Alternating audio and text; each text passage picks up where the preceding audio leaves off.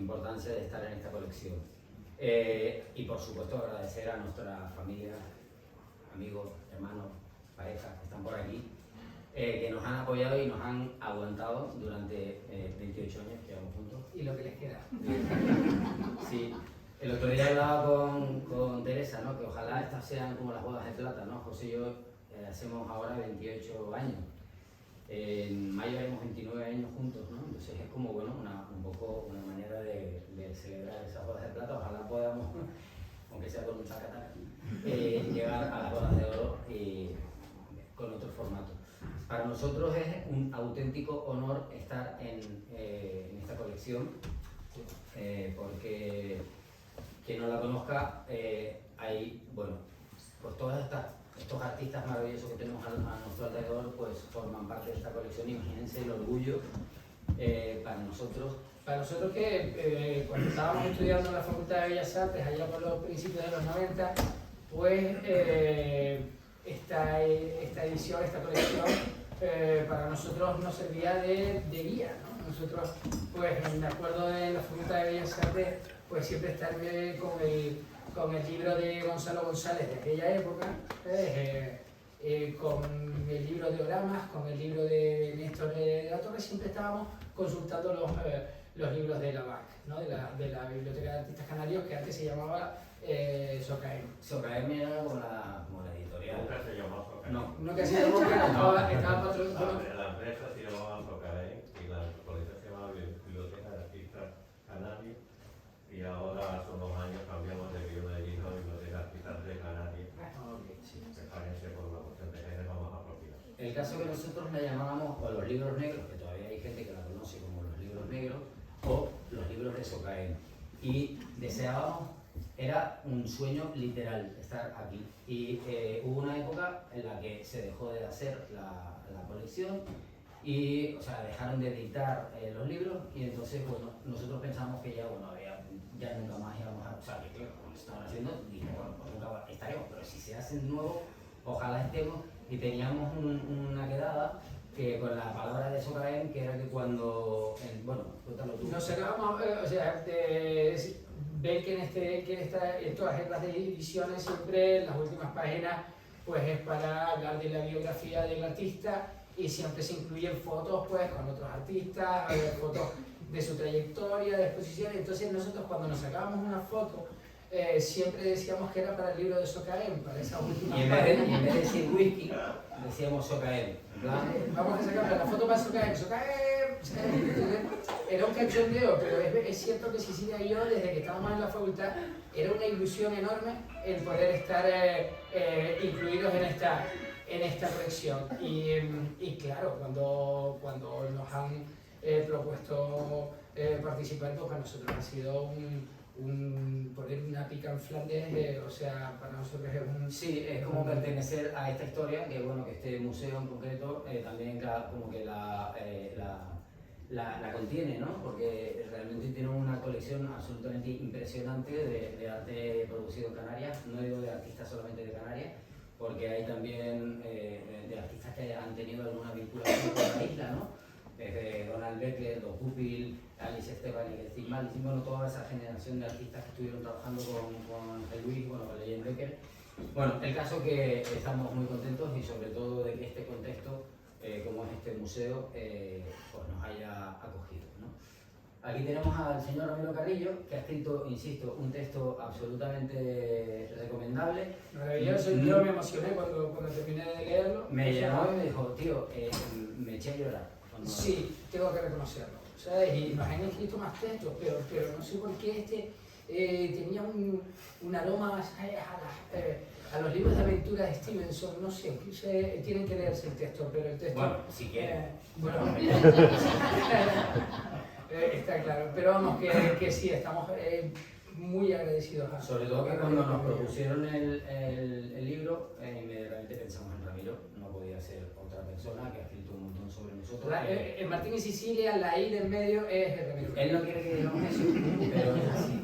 Y además ha dirigido mi tesis doctoral, está dirigiendo la de José Arturo, o sea que conoce nuestro trabajo con un calado y una profundidad muy importante. Entonces, bueno, le damos la palabra a Ramiro. Buenas tardes. Bueno, yo voy a contarles un poco el texto para que no lo tengan que leer. Y primero darles las gracias, de verdad, por haber venido, por haber pasado este ratito con nosotros y nosotras. Están aquí nuestras compañeras Raquel y Teresa, que hicimos la presentación juntas en Las Palmas, y la verdad que fue un rato muy bueno. El libro que han hecho está súper bonito y súper interesante. Y el otro también está bonito, interesante, a quitarnos valor. Yo también me parece que este sitio es un sitio estupendo para poder presentar esto. La verdad que es un marco, como suele decirse, incomparable.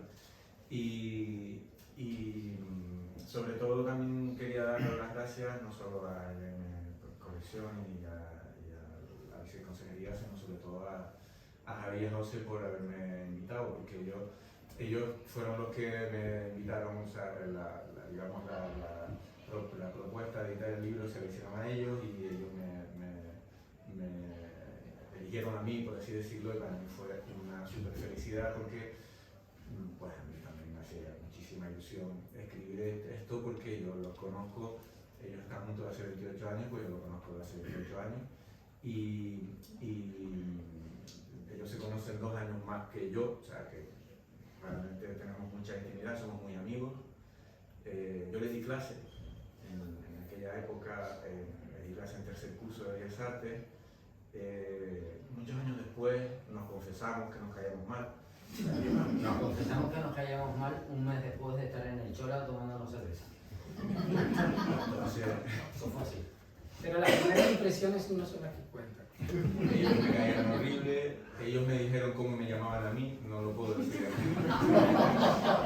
No vamos a entrar ahí. Éramos unos niñatos de la familia. No vamos a entrar ahí. Pero lo cierto es que, bueno, pues desde que empezaron a trabajar, pues yo estuve cerca de ellos, he estado durante todo este tiempo en contacto con ellos, mucha cercanía, nos queremos un montón, y también no solo eso, sino que realmente hemos tenido bastante complicidad en cuestiones. Yo creo que he escrito, antes del libro, he escrito 6 textos sobre ellos, publicados en diferentes catálogos y tal, y la verdad es que conocía la obra muy bien, y para mí fue una felicidad enorme que me encargaran el texto, ¿no? Y bueno, quería comentarles un poco por encima. El enfoque ha sido biográfico. Para mí tenía, o sea, como que en lugar de tener un enfoque más programático o más de estudio y tal, pues lo he enfocado prácticamente como si fuera una pequeña novela sobre su vida. No es exactamente una novela, por supuesto, pero sí que tenía un hilo conductor temporal que analizaba un poco las fases de su trabajo conectadas con su trayectoria. Ellos han tenido una trayectoria larga y dilatada, han estado viviendo en muchos sitios. La verdad es que desde que salieron de Tenerife, estuvieron viviendo en Valencia un tiempo, después en Madrid, en Berlín. Han estado temporadas cortas de varios meses en Johannesburgo y en México y en Nueva York, creo, y después también han viajado por tantos sitios que cuando lo empecé a ver, cuando estaba documentando para el libro y viendo dónde habían estado, la verdad es que se me ponen así como de esta manera, porque realmente han estado en todos lados, sobre todo en los años en que de más internacionalización de su trabajo, estuvieron más o menos entre el 2003 y 2009, estuvieron exponiendo en todas partes del mundo, y había años que de repente yo veía lo que habían hecho y yo les preguntaba, ¿fueron a todos los sitios donde expusieron? Sí, efectivamente, y entonces habían estado pues en Senegal, en Ámsterdam, en Berlín, en México, en Londres. O sea, realmente era un trajín de viajes que ellos en algún momento me confesaron que llegaron a estar realmente agobiados de entrar y salir los aviones, ¿no? Porque era un momento que decían, esto tiene un poquito de calma, ¿no? Y es una vida muy, muy interesante, sobre todo desde el punto de vista de la perspectiva del análisis de la obra, porque se establecen unas conexiones muy claras entre las etapas vitales que estuvieron viviendo con la evolución de su trabajo en el tiempo. Y luego, por otro lado, el enfoque biográfico tiene todo el sentido porque su trabajo es esencialmente autobiográfico, o sea, lo que les distingue desde el principio es que se autorretratan en la obra y entonces generan como una ficción de autobiografía en el trabajo, ¿no? Entonces, esa es su manera de expresarse. Ellos hicieron su primera exposición como grupo, como ya equipo, ya formado oficial, fue en el 1997, ¿no? Sí. Que fue Vidas Ejemplares. Entonces ahí lo que hacían era hacer una serie de cuadros en los que pintaban escenas de la vida cotidiana, como si fueran escenas normales, pues de repente estaban ellos dos, se veían como había un cuadro que se veían en el baño, había otro cuadro en el que estaba pues, Javi en el supermercado comprando comida y tal, José en un cuadro con una novia, también salía Javi con la novia en otro cuadro, a cuadros así como escenas muy normales, muy cotidianas y tal, que tenían como un trasfondo de intento de generar como alguna digamos, contenidos solapados, ¿no? Como ocultos por esa imagen de cotidianidad. Entonces, el cuadro, lo que estaba haciendo Javi en el supermercado al coger la comida, pues escogía la sopa Campbell de Andy Warhol, o el cuadro del baño era una versión de unos cuadros muy famosos de Tom Wesselmann que ellos habían visto en Nueva York porque, habían visto en libros primero y en Nueva York después, porque con los primeros cuadros que vendieron se fueron una semana a Nueva York de viaje a flipar con todos los artistas que admiraban y tal, ¿no? Entonces, bueno, pues tenían como esa cosa de tener unas imágenes muy sencillas de la vida cotidiana que generaban como la idea de una ficción, como si aquello fuera realidad. Entonces, mucha gente confundía realidad con ficción, ¿no? Entonces, por ejemplo, a raíz del cuadro del baño, en el que estaban los dos en el baño desnudos y tal, pues mucha gente pensó, y no poca gente, que eran pareja. Entonces había bastante gente que pensaba durante mucho tiempo que eran pareja, y ellos no hacían nada por aclarar la situación. Tampoco la promovían, no pretendían mentir ni engañar, sino que simplemente generaban espacios de ambigüedad donde la gente pensaba lo que quería. Entonces se generaban como una serie de situaciones difusas entre la realidad y la ficción. En la exposición, en el texto de aquella exposición, que por cierto el catálogo era un álbum de cromos, entonces tenían las fotos de la obra, estaban impresas en papel adhesivo, entonces había que recortarlas y pegarlas como cromos en el catálogo. Pues yo hice un texto y el texto era toda una sarta de mentiras también, porque lo que hacía era generar una biografía ficticia. Entonces lo que cogía empezaba a decir, ellos habían hecho en aquella época 3 o 4 exposiciones, entonces yo decía, hicieron una exposición, fue un éxito colosal, lo dieron todo, fue increíble, entonces tuvieron que ir a Nueva York, y en Nueva York tuvieron una cosa de arte contemporáneo, entonces volvieron, y aquí pues vieron un retiro espiritual. Entonces iba contando las exposiciones que habían hecho, que eran exposiciones como de estudiantes, como si fueran exposiciones colosales, de artistas de primer nivel y como si fueran ultra famosos. Me acuerdo que incluso me inventé los artistas que le gustaban. Entonces yo decía que le gustaba mucho un artista alemán que se llamaba Walter Hausen, que era uno de las referencias principales y que luego por supuesto lo habían conocido. Walter Hausen y ellos habían cogido amistad y entonces les habían visto a exposiciones y todo, era una salta de tonterías, ¿no? Y todo esto generaba como unas confusiones. Años después, Javi me contó que se había encontrado en Madrid con un chico que estudiaba Bellas Artes y que iba a la Biblioteca Nacional a buscar catálogos de Walter House. Se podía encontrar información porque dice que me interesa este artista pero no encontré los catálogos en ningún lado. Entonces iba a la Biblioteca Nacional.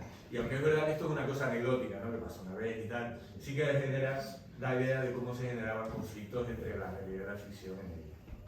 En los años siguientes, después cuando ellos terminaron la carrera, porque claro, ellos tuvieron, la verdad que, bueno, un poco por decirlo, yo llevo 30 años vinculado al arte en Canarias y nunca he visto una carrera tan meteórica, tan explosiva como la que ellos tuvieron al principio, ¿no?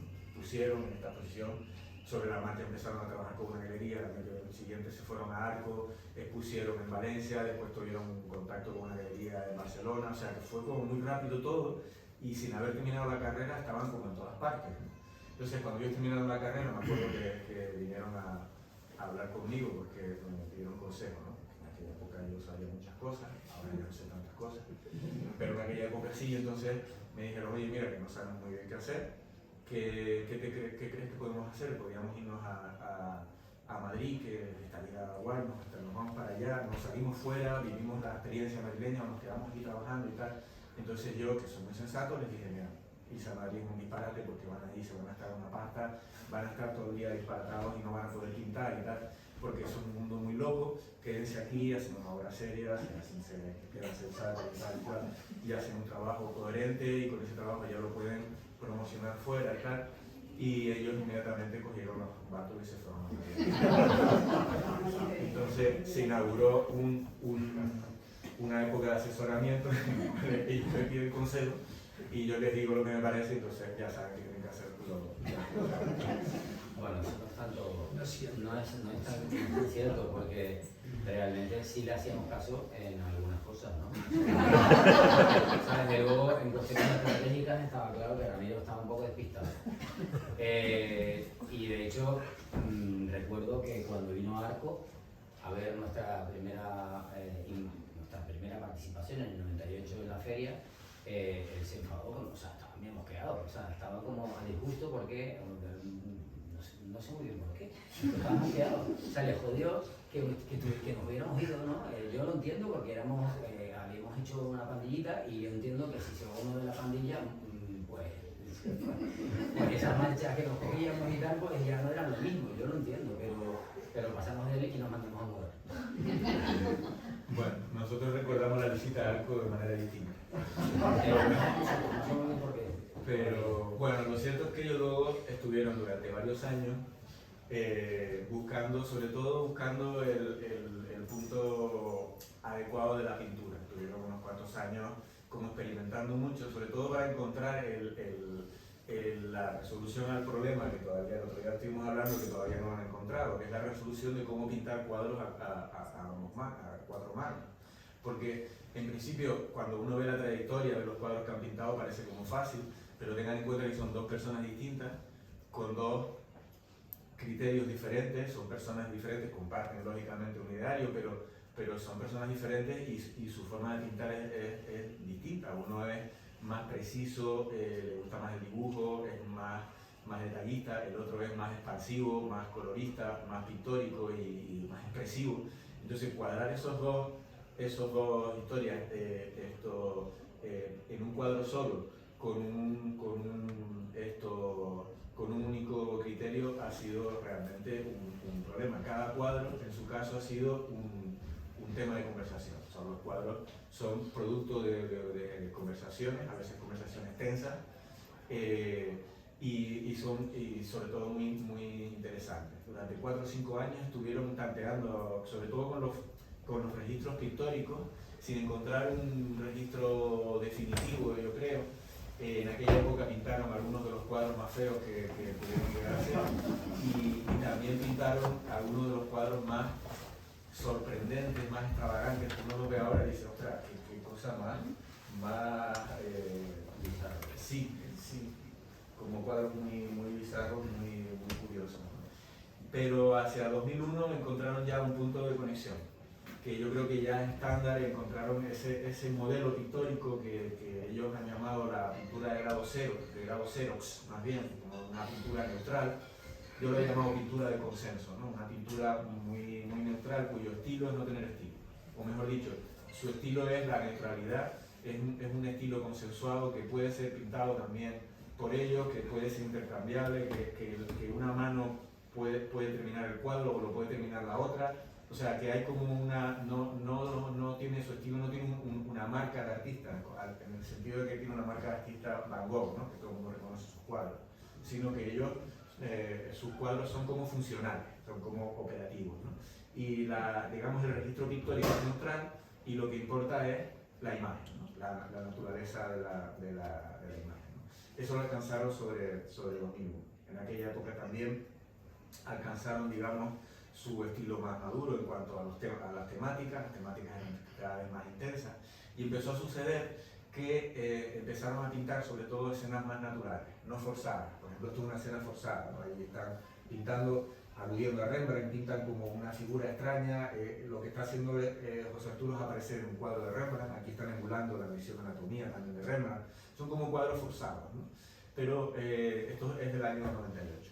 Pero en el 2001 ya empiezan a pintar escenas como naturales, que son escenas de la casa. Están ellos en su casa, en Madrid, y pintan escenas naturales con sus colegas de allí, con la gente que estaba en Madrid, y lo que hacen es pintar una escena que ya no habla de algo traslapado detrás, sino que habla del propio acto de estar en una casa, en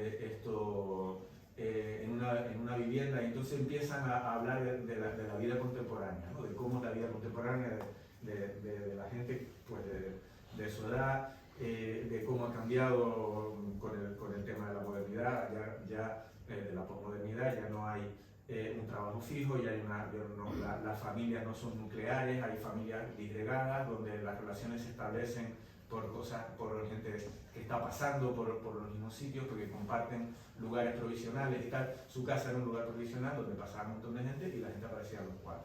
Entonces eso es como también un elemento autobiográfico, pero todas las imágenes que pintan son ficcionales, ninguna existe realmente. Ellos están haciendo escenas, pero esas escenas son todas siempre posadas. En esa época también empiezan a hacer fotografía, ganan el premio de ABC de fotografía, lo ganaron, ¿no? Mención de honor. Bueno, mención de honor. Pero era un premio importante a nivel nacional, entonces empiezan también a hacer fotografía, a hacer exposiciones de fotografía, y en esa época también es cuando se internacionaliza su obra, pasan del escenario, digamos, nacional y empiezan a exponer en realidad por todas partes del mundo. Empiezan a tener una galería en México que es una galería importante y les lleva a ferias por todo el mundo. Trabajan con una galería con Cara Roeper en Brasil, trabajan con una galería en Houston, otra en Berlín, otra en Sudáfrica. O sea, que empiezan a mover su obra de manera muy importante y empiezan a vivir entre Madrid y Berlín. Pasaban, la verdad es que eso es una etapa que tuvo que ser alucinante. O sea, iban a Berlín cuando empezaba el buen tiempo, la primavera, estaban allí hasta el otoño, empezaba a hacer frío, cuando se hacía frío se volvían a Madrid. Pero a veces no, a veces pasábamos frío. En Madrid tenían casa fija, en Berlín iban cambiaban, pero en una época súper interesante de trabajo, de creación, con un montón de oportunidades y tareas en cosas. En aquella época es cuando empiezan a expandir también el cuadro. De repente empiezan a dejar de pintar, por ahí aparecerán cuadros que el cuadro se expande en el espacio, las figuras empiezan a estar recortables y se empiezan a pintar figuras sin fondo. Este tema es una cuestión súper interesante porque en los cuadros tradicionales lo normal es que las figuras sean los que tienen lo que plantean pues el tema principal. La figura con su expresión dimensiona el papel, digamos, expresivo, psicológico, intelectual del cuadro, porque la figura es el que expresa, el que hace cosas, lo que es el sujeto del cuadro, ¿no? Y el fondo lo que hace es contextualizar la figura, dota a esa figura de historia. Entonces genera la historia del cuadro, genera el contexto en el cual esa figura puede ser entendida. De manera que cuando ellos eliminan el fondo y dejan a las figuras solas así, haciendo cosas en el espacio, pues lo que están haciendo es quitarle el contexto de relación a las figuras y dejarlas aisladas de cualquier fondo. Eso es una cosa interesante porque en definitiva lo que sucede es que están planteando la idea de un sujeto sin fondo, de un sujeto sin relación, de un sujeto que está desanclado de los relatos en los que cobra sentido y hablan un poco del sujeto contemporáneo, porque todos y todas son un poco así, como que estamos así desconcertados porque contextualizados de un fondo que va cambiando detrás nuestro a una velocidad que no sé ustedes, pero yo desde luego soy incapaz de percibir. Todo lo que ocurre a mi alrededor, los acontecimientos están tan rápido que ya estoy como desconcertado, ¿no? Y ellos lo que pintan en esta época son sujetos desconcertados. Empiezan a trabajar en esta historia. Y bueno, esta época dura más o menos hasta el 2011. En 2011 hacen su exposición en el TEA. El TEA es donde llegan al nivel máximo. Este cuadro es un cuadro súper interesante, buen traidor, ahora les hablaré de él. En el TEA llegan a ese nivel de trabajar con la figura sin fondo, hacen grandes instalaciones, enormes realmente, con la figura ahí aislada del entorno. El fondo de relación de la figura es el propio museo, un espacio estándar, neutral, pero a la vez tremendamente codificado, un espacio artístico. Y es como el punto culminante. Yo creo que aquellas instalaciones que hicieron en el 2011 eran realmente notables. Y bueno, después hay un poco más matices en su obra. A mí, por ejemplo, me interesa mucho como ellos en todo momento se han interesado por la idea de narración, han cogido la pintura, lo pictórico y han rescatado de ahí lo narrativo. Esa narración para mí es súper relevante, es algo interesante para ellos. Alguna gente ha tasado su obra de una manera como muy conservadora, como si fuera, claro, como hacen figuración, pues hacen pintura conservadora, como tradicional y tal. Y mucha gente no se ha dado cuenta de que la referencia de los cuadros de ellos, aquí se puede ver muy fácilmente, no es tanto la pintura como el cine. O sea, los cinematográficos están aquí. Este cuadro pertenece, por ejemplo, a una secuencia de 7 cuadros que narra una escena de uno, aquí también pertenecen a secuencias de cuadros. Son una de las cuestiones que a mí me parecen más interesantes en su trabajo, los cuadros secuencia, que hacen como si fueran cómics, pero más bien como fotogramas de una historia. Entonces, el sentido del cuadro no está aislado en una sola imagen, sino desplegado en 7 imágenes distintas. Y esa idea de lo narrativo, lo vinculado al trabajo de lo cinematográfico, para mí es una de las cuestiones más interesantes. Y luego, un poco para terminar, bueno, una de las cosas que encontré a la hora de analizar el conjunto de su trabajo, ¿no?, con una perspectiva global, ¿no?, de mirar de arriba abajo, es cómo la idea de lo biográfico entra y sale de su trabajo. O sea, en todo momento, lo autobiográfico para ellos es como una especie de pantalla para hablar otras cosas. O sea, la autobiografía realmente no existe, no es tal. No, eso que ellos cuentan, eso no ha existido nunca. Un ejemplo era el cuadro del traidor que les decía allí. Es una escena en Berlín en el que están, hay como 5 personajes que están sentados como haciendo botellón, aunque no hay botella, están ahí hablando, pero no se sabe muy bien, es como si estuvieran así parados, pasando la tarde, realmente. Y a la izquierda, a la derecha del cuadro, José Arturo le da un beso a un señor. Ese beso es como el beso de Judas, ¿no? Hay como una idea así, como se alude a la historia del Nuevo Testamento, ¿no? José Arturo le da el beso de Judas y Javi está en un lado, pues, mirándolo así, mirando qué pasa, hay una serie de personajes y tal, y bueno, ahí la historia se puede interpretar de varias maneras. Pero una de las maneras que se puede interpretar es que es literalmente, o sea, ahí el señor al que le está dando el beso a José Arturo no es cualquiera, es Pozo, que es un artista cubano-venezolano, con el que yo era muy amigo de ellos en Berlín, y el conjunto de gente que está ahí tomando copas estaba José Carlos Betancourt, que era otro venezolano, cubano, que era comisario, los artistas José Otero, Ubay Murillo y Alexis W, que eran canarios, que vivían en Madrid, que eran sus colegas que estaban ahí. O sea que realmente lo que está sucediendo, aparte de esa escena coreografiada y teatralizada, ¿no?, que es una escena completamente ficcionada, lo que está sucediendo es una escena verdadera en la cual estos personajes estaban allí haciendo cosas, estaban haciendo el cuadro realmente. O sea que la escena simultáneamente es mentira y verdad a la vez. Y esa es una historia que está presente en todos sus cuadros. Los cuadros son verdad y mentira a la vez. Y eso me parece interesante, pero cuando miro el conjunto de la obra me doy cuenta de que bajo la pantalla de una falsa biografía se esconde una auténtica biografía. Entonces ellos realmente, por supuesto, la chica que salía en los cuadros del principio no era la novia de José Arturo, la chica que salía en los cuadros de tal no era la novia de Javi. Ellos nunca estuvieron desnudos en un baño los dos a la vez, o a lo mejor sí, no lo sé, pero igual, o sea, quiero decir que no es relevante. Todas las escenas eran mentiras, pero también eran verdad, ¿no? Yo había iniciado mi colaboración con ellos escribiendo una biografía ficcionada y ahora resulta que estaba escribiendo una biografía auténtica, relatando las cosas que me han pasado, y en esa conexión me parecía que había como un elemento interesante en el sentido de que en el conjunto de su trayectoria los límites entre la ficción y la realidad se diluyen completamente, ¿no? Y como que pienso que en nuestras vidas contemporáneas los límites entre la ficción y la realidad tampoco están muy claros. No sabemos hasta qué punto somos ficción y realidad, en qué punto somos nosotros y en qué somos la imagen que tenemos de nosotros o que estamos proyectando en nosotros a través de determinados circuitos y tal. Pues esto me parece un problema muy interesante y me parece uno de los aspectos más a destacar de su trabajo.